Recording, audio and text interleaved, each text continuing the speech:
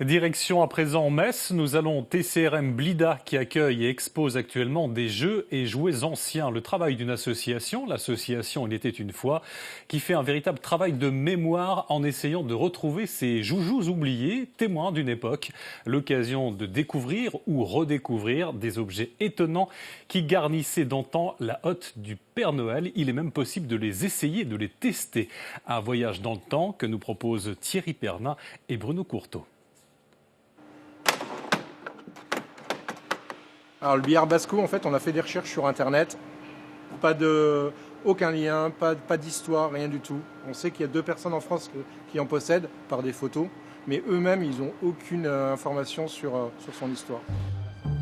Créé en mai dernier, Il était des fois s'est fixé pour objectif de favoriser les échanges et les rencontres à travers l'utilisation de jeux anciens et traditionnels.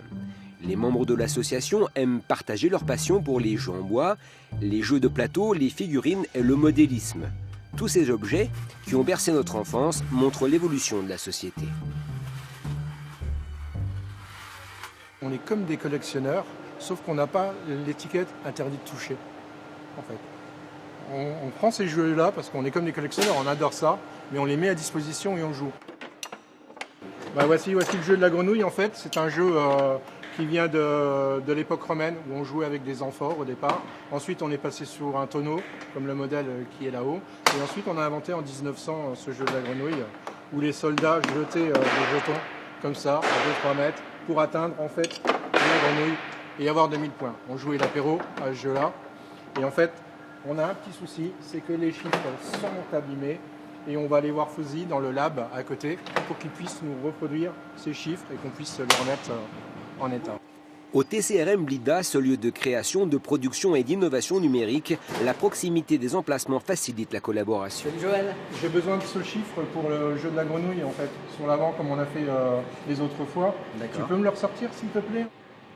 On est en train de préparer les fichiers pour graver sur la graveuse laser. Et donc, Joël a réalisé ces fichiers en 2D, c'est du dessin. Et le résultat de ce fichier qui a été généré, on va le mettre sur un logiciel qui va envoyer les données à la graveuse laser. Ouais, impeccable. Il était des fois possède 400 jeux de société et 60 jouets en bois. Parmi les objets mythiques, tout de suite après le jeu de la grenouille, Joël nous présente le billard russe. Le billard russe, en fait, ça se joue de telle façon, avec une queue de billard. La blanche sur la rouge au départ.